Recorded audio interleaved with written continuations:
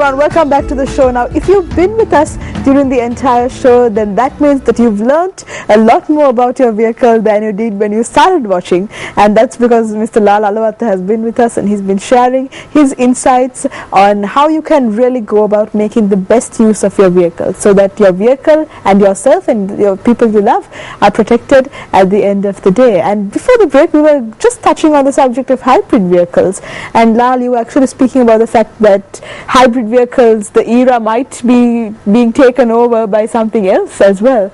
So if we can go on that topic. Yes, when we talk about hybrids, most of our hybrid users or the people who really want to go for hybrids, they are scared about the lifespan of the hybrid battery. Since the battery is very expensive, the replacement cost is very high, they are scared about the battery. My advice is, if you really want to go for a hybrid vehicle, don't buy old ones, because the battery lifespan is roughly from 8 to 10 years from the date of manufacture. Okay. So, not from the date you purchase. So, you must go for the date of manufacture and count dates from that particular date. 10 years, 8 to 10 years. So, if you really want to go for an unregistered vehicle, you can go for 2013. This is 2014. Starting from 2013, then you come forward.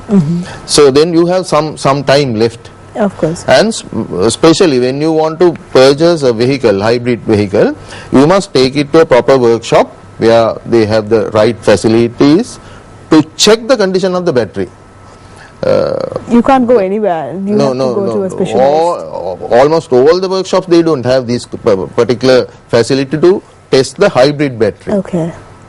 So that's called SOC rate, state of charge, state of charge, and usable capacity of the battery. There are two readings that you can obtain through the scanner. So you can do so and check the condition of the battery. Then you are sure about your battery to a certain level. And some people, they have a fear of the maintenance. Hybrid repairs are very expensive and they have a lot of breakdowns. No, that's not the truth. Okay. You can go for a hybrid vehicle that will definitely give you a good benefit as far as the fuel cost is concerned. Plus, you are giving a good contribution to the clean environment. Yeah, of course, and that's very positive side. And you are being environmentally conscious. Unfortunately, in Sri Lanka, the resale value of hybrid vehicles are very low. Oh, I see. Because of the battery price. And in the near future, the battery price will definitely come down, because China is manufacturing batteries in a large scale, hybrid batteries. They will definitely reduce the price. And this problem will disappear in the future. So and the next era is totally electric vehicles. And that's here, present in Sri Lanka now? Yes, it's in Sri Lanka, totally electric vehicles. There are some passenger cars, one model, and it does about 160 kilometers with one full charge. Unfortunately, we don't have these charging points all over the country, but definitely in the future they are going to have it, and this will be very, very popular model. Not only this particular model, there will be so many other models coming in, and that is the next trend. And this battery size will be, the capacity will be increased by nanofying the battery. Most of our people, they know what nanotechnology is. By using nanotechnology, they can make it very smaller, the battery cell. So the capacity is more capacity you have in the battery. You can use that particular nanofied battery for a longer period. Wow, okay. So maybe 300 or 400 kilometers you can do with one full charge. So that's the kind of technology that we'll be seeing coming up in the future as well. And it's pretty exciting for motor vehicle enthusiasts as well as people who are environmentally conscious to know of these things, that this new technology will be available very soon. It is already, but maybe not to the masses. Yes. But it will be available very soon to the masses as well. But when we speak about maybe the everyday vehicle that we have at home right now, it might not be a hybrid, but how can you modify your vehicle to make sure that it's the fuel economy is good and that you're having an efficient vehicle at home?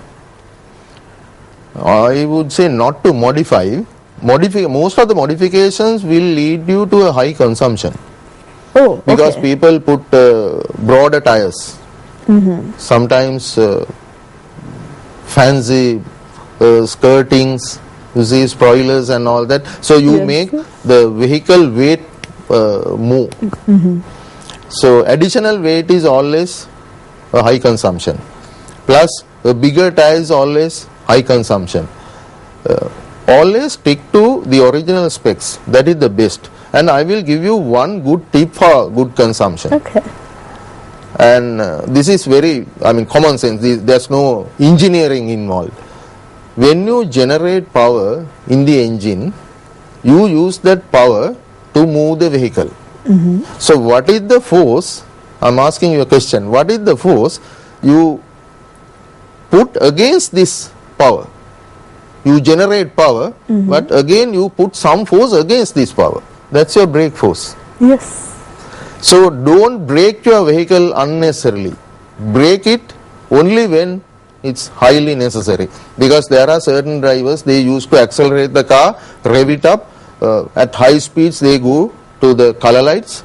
And As you see your red light, no problem, you are not bothered about it, you accelerate and apply brakes very hard. So you are generating power and you are killing that power at the same time. at the same time, no reason.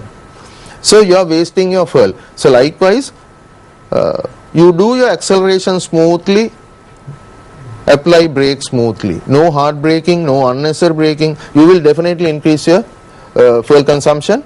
You can do a good test on this. We will meet again and we can discuss further. Definitely, and I think that's something I'm definitely going to take back after the show. Not to brake too much, but to always be an intelligent driver, I guess, and to make sure that you're using your brake as well as the accelerator in the correct way. So I've learned a lot during this show. Thank you so much, Lal, for being with us on the show. It was a pleasure to have you. And with that, we are going to wrap up this week's editions of Good Morning Sri Lanka. So we're going to be seeing you on the other side of the weekend. We hope you have a great day today and a great weekend ahead as well. And we'll see you on Monday. Take care.